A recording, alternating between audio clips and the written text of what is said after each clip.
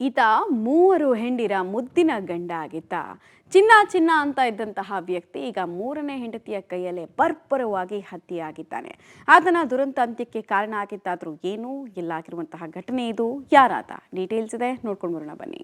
ಮೂವರು ಹೆಂಡಿರ ಮುದ್ದಿನ ಗಂಡ ಮಸಣಕ್ಕೆ.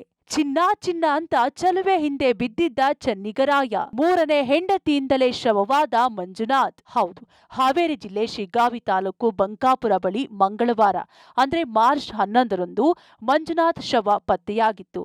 ಮೃತ ಮಂಜುನಾಥ್ ಜಾಧವ್ ಉತ್ತರ ಕನ್ನಡ ಜಿಲ್ಲೆ ಮುಂಡಗೋಡ ತಾಲೂಕು ಮುಡಸಾಲಿ ಗ್ರಾಮದ ನಿವಾಸಿ. ಈ ಕುರಿತು ಮೊದಲಿಗೆ ಅಸಹಜ ಸಾವು ಅಂತ ಪ್ರಕರಣ ದಾಖಲಾಗಿತ್ತು.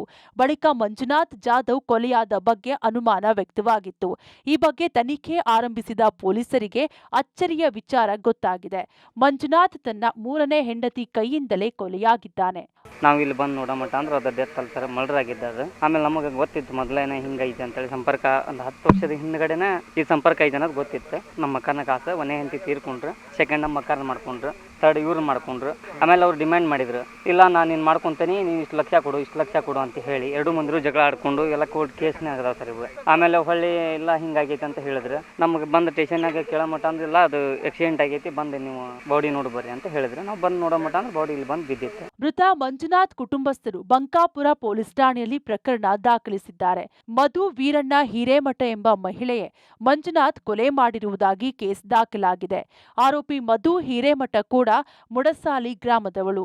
ಮೃತ ಮಂಜುನಾಥ್ ಜಾಧವ್ ಮೊದಲನೇ ಪತ್ನಿ ಹಲವು ವರ್ಷಗಳ ಹಿಂದೆ ಸಾವನ್ನಪ್ಪಿದ್ರು. ಬಳಿಕ ಮಂಜುನಾಥ್ ಮತ್ತೊಬ್ಬರನ್ನ ಮದುವೆಯಾಗಿದ್ದ. ಎರಡನೇ ಮದುವೆಯಾದ ಬಳಿಕವೂ ಮಧು ಹಿರೇಮಠ ಎಂಬ ಮಹಿಳೆ ಸಂಬಂಧ ಇಟ್ಟುಕೊಂಡಿದ್ದ. ಗುಟ್ಟಾಗಿ ಮಧು ಹಿರೇಮಠ ಜೊತೆ ರಹಸ್ಯವಾಗಿ ಮಂಜುನಾಥ್ ಜಾಧವ್ ಮದುವೆ ಕೂಡ ಆಗಿದ್ದ ಎನ್ನಲಾಗಿದೆ. ವಿಪರ್ಯಾಸ ಅಂದ್ರೆ ಮಧು ಹಿರೇಮಠ ಕೂಡ ವೀರಯ್ಯ ಎಂಬ ವ್ಯಕ್ತಿ ಜೊತೆ ಎರಡನೇ ಮದುವೆ ಆಗಿದ್ಲಂತೆ. ನಂತರ ಮೃತ ಮಂಜುನಾಥ್ ಹಾಗೂ ಮಧು ನಡುವೆ ಭಿನ್ನಾಭಿಪ್ರಾಯ ಶುರುವಾಗಿದೆ. ಮಂಜುನಾಥ್ ಜಾಧವ್ ಕೊಲೆ ಮಾಡಿ ಬೈಕ್ ಸಮೇತ ಶವ ಬಿಸಾಡಿ ಹೋಗಿದ್ದಾರೆ. ಮಂಜುನಾಥ್ ಜಾಧವ್ ಮೇಲೆ ಮಾರಣಾಂತಿಕ ಹಲ್ಲೆ ಮಾಡಿ ಕೊಲೆ ಮಾಡಿದ್ದಾರೆ.